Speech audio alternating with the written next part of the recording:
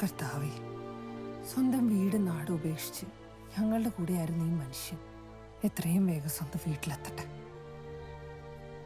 പിതാവിനും പുത്രനും പരിശുദ്ധാത്മാവിനും സ്തുതി. എത്രയും വേഗം కుటుంబాയിട്ട് పోయి సంతోషాയിട്ട് జీవికి.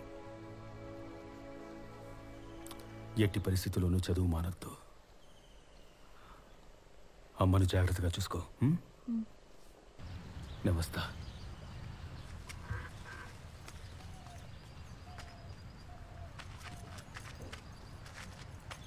രാധാകൃഷ്ണ, ഞങ്ങളെ മറക്കല്ലോ.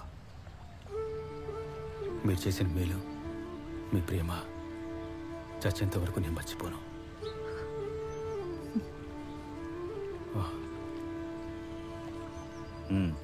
దిగులు పడకుండా పో రాధాకృష్ణ.